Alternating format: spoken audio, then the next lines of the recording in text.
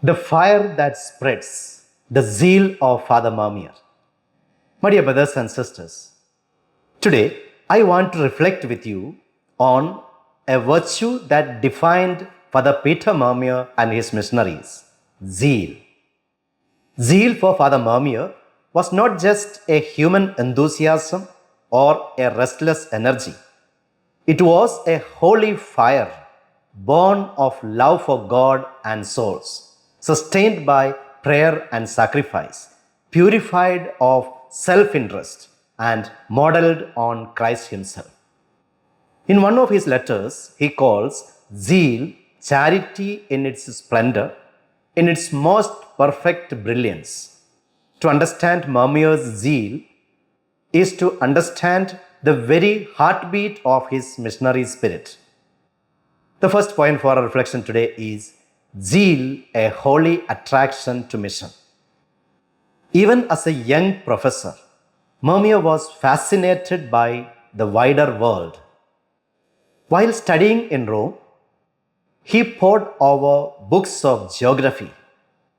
For him, geography was not just about maps and mountains, it was about people, about nations buried in darkness and ignorance, in misery and sin. This is the first mark of Mermier's zeal, a holy attraction to mission. He could not remain confined to his comfort zone. His heart stretched outward, longing to carry the light of Christ to the ends of the earth. This longing later carried his missionaries to India, where they boldly declared, "Our motherland is now the district of Visakhapatnam. India is our Europe. Zeal always means going beyond." Second point for reflection today is zeal, the splendor of charity.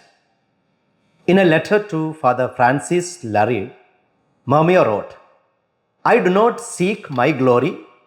Zeal is charity in its splendor." Zeal is not something separate from love. It is love at its brightest, love in action. Without charity, zeal can easily become activism or harshness. But with charity, zeal becomes fruitful, patient, and enduring. True zeal, then, is not about doing more, it is about loving more and allowing love to overflow into mission. The third point, the cost of zeal, renunciation. But zeal is costly. Mermier says, it demands one thing. Behold, we have left everything. Zeal requires renunciation. Renunciation of comfort, ambition, and self-interest. He warns against false zeal that is mingled with self-love, that wants the work only if I can accomplish it. Authentic zeal is content when the work is done, even if by another's hands. It is disinterested, detached, and totally given to Christ. The fourth point, zeal begins with ourselves. A powerful theme in Mermier's teaching is this: zeal must begin within. If we wish to kindle divine fire in the hearts of others, our own heart must be on fire first, he says. And again, if we want sinners to weep over their sins, we must first weep over our own. What a striking reminder. Before we preach, before we act, before we travel far, we must let God's love burn in us. A cold heart cannot enkindle others. A candle that does not burn cannot light another flame. Mermier is very clear. The missionary's first duty is personal holiness. Zeal flows from sanctity, from prayer, from conversion of heart. The fifth point for our reflection today is zeal is supernatural. Mermier warns that not all fire is holy fire. He says, it is a dangerous temptation to mistake a natural ardor and ambition for great works, for true zeal. How relevant this is even today. We live in a world that celebrates visible success and outward brilliance, but zeal that chases applause is not true zeal. True zeal is supernatural. It is patient, humble, resigned to God's will. It trusts that conversion is the work of grace, not human cleverness. We may plant and water, but God gives the growth. This means zeal is not measured by numbers or achievements, but by fidelity, gentleness, and perseverance. The sixth point for reflection: the qualities of true zeal. Mermier often described zeal with a kind of litany.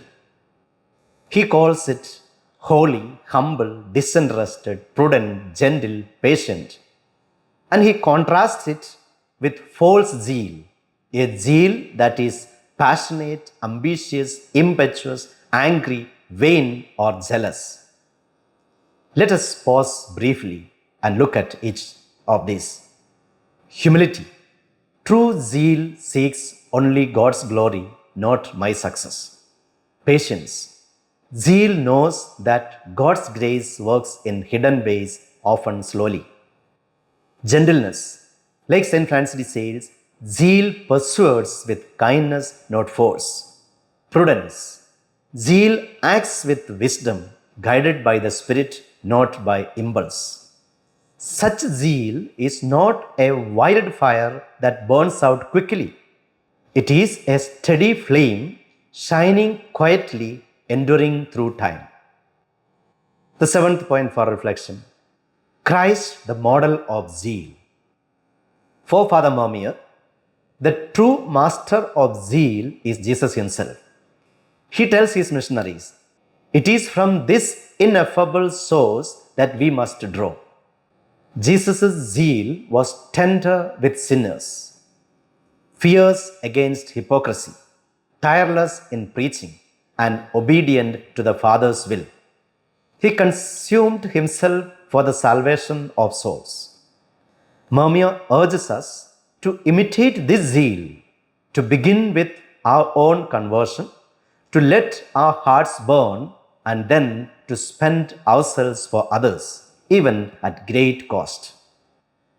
The eighth point for reflection today: St. Francis de Sales, zeal in gentleness. As Bishop Ray reminded the early missionaries, study St. Francis de Sales, imitate his virtues, build your method on his spirit. People often think of Francis de Sales as the saint of gentleness, and he was. But Bishop Ray says his true characteristic was zeal, and gentleness was his way of expressing it.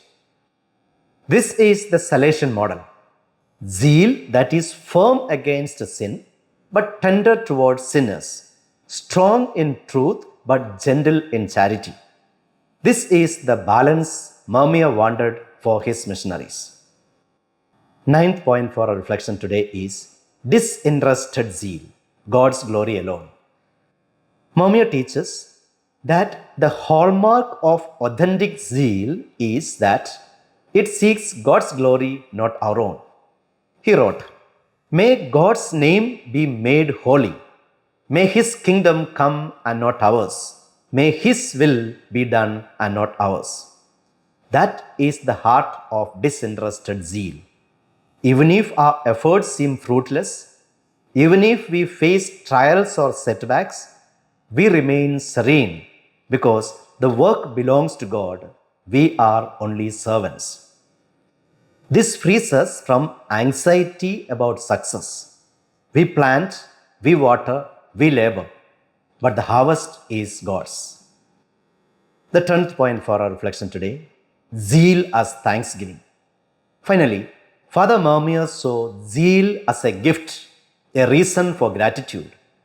To be entrusted with zeal is to be entrusted with a share in Christ's own mission. He wrote with wonder, "What astonishing proof of God's friendship towards us! Zeal is not something we manufacture. It is a grace, a fire given by the Spirit. Our task is to nurture it, purify it, and let it burn brightly for God's glory. To conclude, catching the flame. So, my dear friends, what does Father Mermier teach us about zeal? That it is charity in splendor, love shining outward. That it demands renunciation, total detachment from self. That it must begin with our own sanctification. That it is supernatural, patient, humble, gentle, prudent. That it is modeled on Jesus Christ and expressed with the gentleness of St. Francis de Sales. That it seeks only God's glory, never our own. Zeal is not frenzy. It is not restless activism.